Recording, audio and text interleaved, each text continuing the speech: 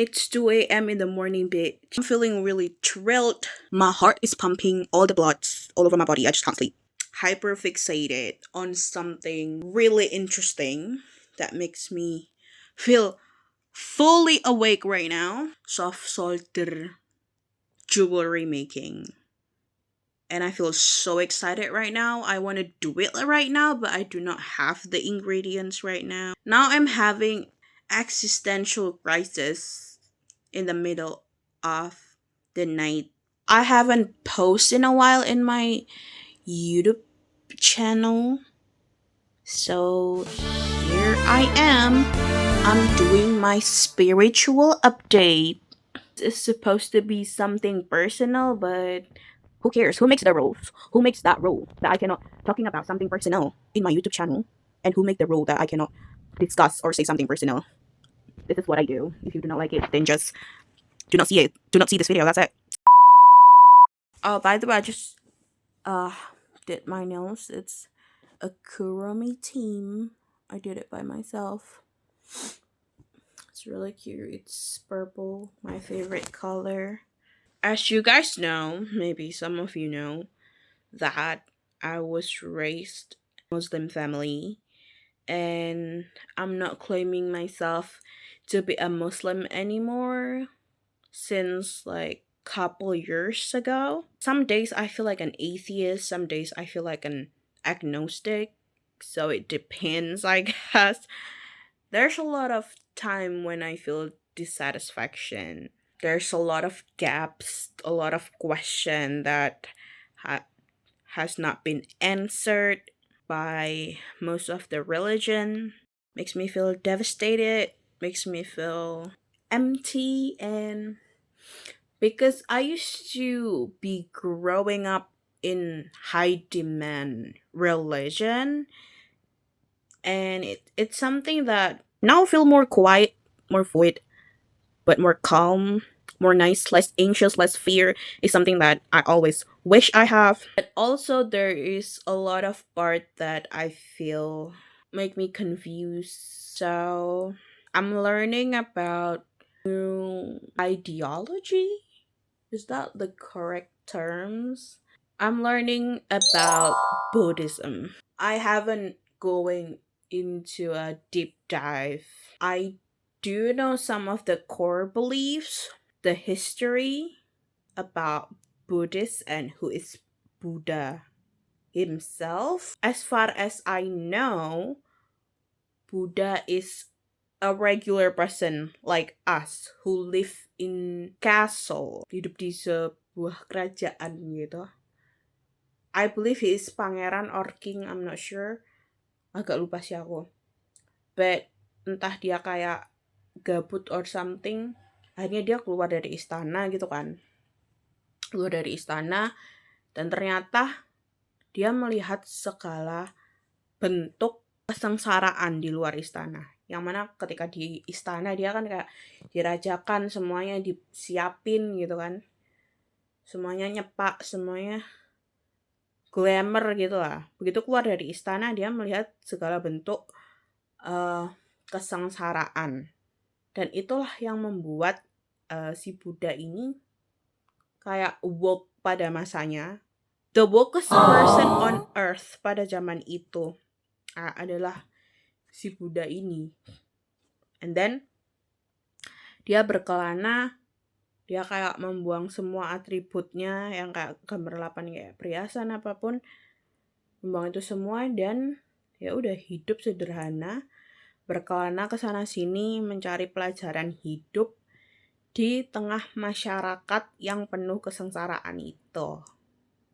Dan disitulah si Buddha ini mulai menemukan ya pelajaran hidup, hukum-hukum alam ya, filosofi-filosofi, kebijaksanaan dan lain-lain. And he is becoming the most awake person on earth pada saat itu ya. Di masa itu, di tempat itu.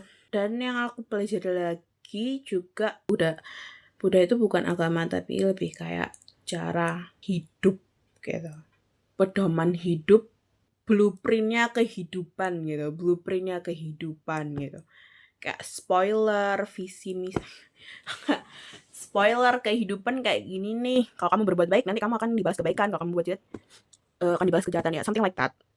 Tapi kenapa Buddha itu termasuk di dalam agama di Indonesia, kan termasuk dalam 6 agama yang diakui oleh negara Indonesia ini kan, biar kayak masuk ke Pancasila aja gitu.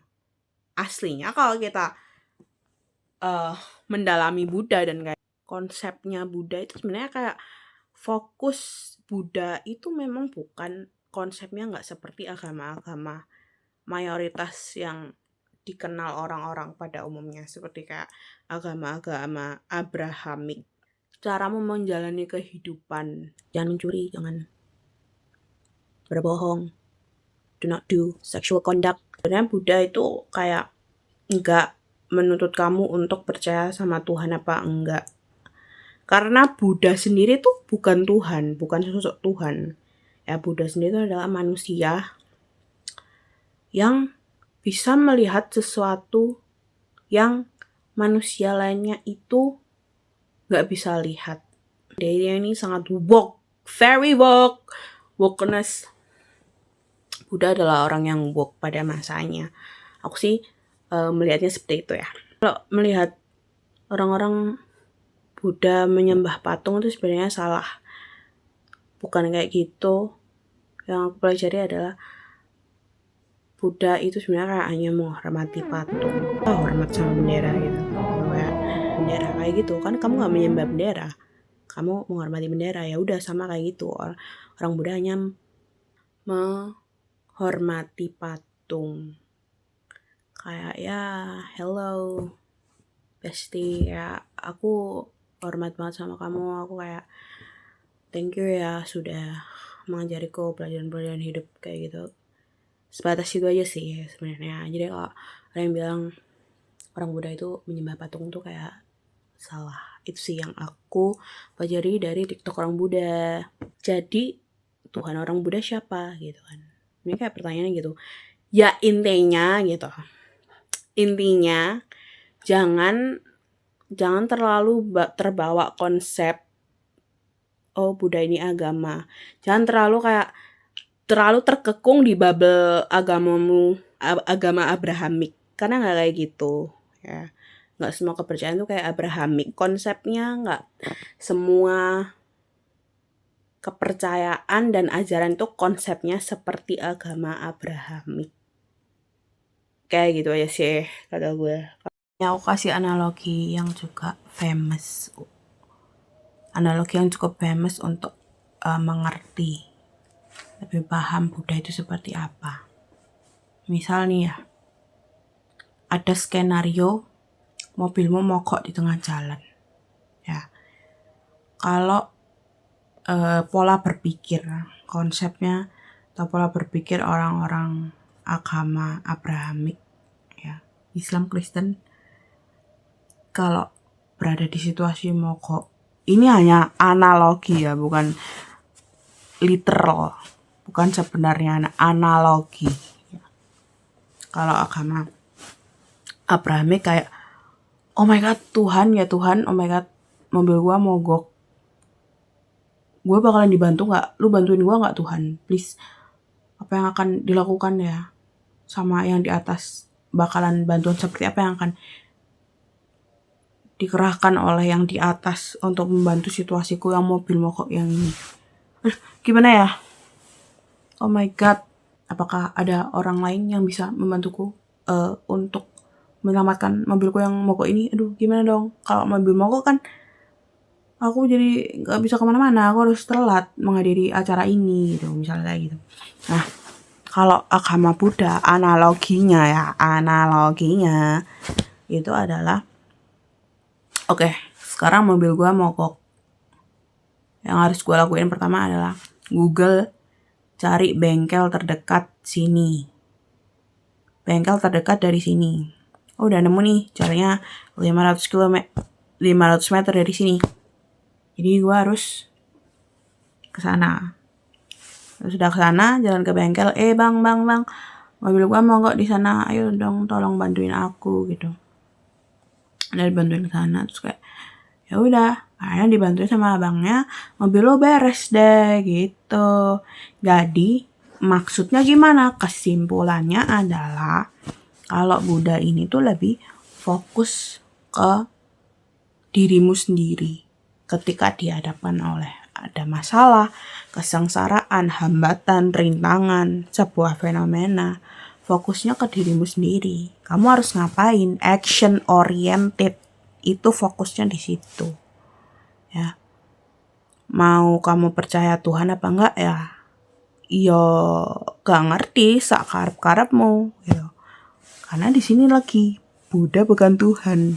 Masalah akhirat, surga dan neraka itu bervariasi. Yang setahuku orang Buddha ada yang percaya, ada yang enggak, ada yang menganggap surga dan neraka itu sebagai metafora. Ya, bukan sebuah tempat yang memang ada di kehidupan nanti setelah meninggal. Lebih kayak ada beberapa yang menganggap itu hanya sebuah kiasan gitu.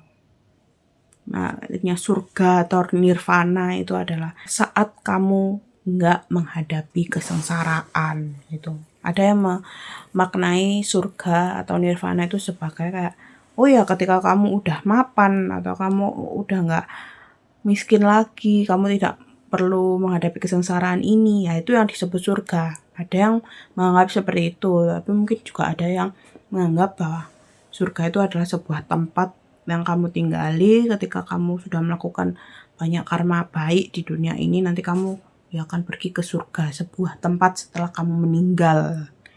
Ya beda-beda gitu guys. Setelah aku mempelajari sedikit tentang Buddha, menurutku kayak it's interesting, sangat-sangat interesting dan banyak hal yang sejalan dengan value diriku. Mungkin aku akan mempelajari ajaran Buddha ini lebih dalam karena it's just fun. Hello, I just love learning new stuff. My passion is learning something new. That's it. Mempelajari sesuatu yang menurutku menarik, that's my passion. Apakah aku tertarik untuk masuk ke dalam agama Buddha? I don't know, aku gak terlalu kayak yang pengen menyerahkan diriku kepada sosok Tuhan atau kayak menyerahkan diriku, submit myself di ajaran tertentu atau komunitas tertentu. Like that's not really my style. It's way too much attachment, there's way too much responsibility. It's just not my style. Aku kayak berjiwa bebas banget coy, kayak gak bisa banget kayak aku. It's giving long term relationship gitu terhadap suatu entitas. It's just not my style. No offense, bro. Kebebasan beragama, kebebasan berkepercayaan, hello, toleransi. Is even the tolerancy in the room with us? Is pelajaran PPKN toleransi hanya untuk sebuah pajangan? I have no idea, cause why everyone is mad when I say, oh, religion, not really my cup of tea. Why everyone make a big deal out of that? I just do not understand. I just genuinely do not understand. But anyway, this is my life, bro. Even tuh mungkin kayak banyak ajaran Buddha yang cocok dan inline dengan value-value diriku. Aku nggak tahu ya nantinya bakalan convert ke Buddha apa enggak. Kayak untuk menjalani ajaran-ajaran Buddha, aku nggak harus kayak perlu masuk agama Buddha, nggak perlu convert gitu. Tapi kayak kalau gue bilang apa gue masih Islam, sorry banget, no offense, gue nggak Islam, and that there's nothing wrong with that. Please do not come at me, bro. Like it's just not working for me. I'm just not convinced enough with the Muslim holy book or other Abrahamic holy book. If that's what you want to believe, then you go, girl, but it's just not for me, and that's completely fine, I guess. Please do not force your belief to someone who do not want to believe. That's it. Period. Segitu dulu guys. My spiritual update. date 2026. Sorry for not updating way too much in my YouTube account karena aku lebih kayak on Instagram and TikTok, and I just block so many people from that to live my life a lot more privately and more mindfully. Thank you so much for watching. I hope you guys having a good new year, and see you guys on my next video. Bye.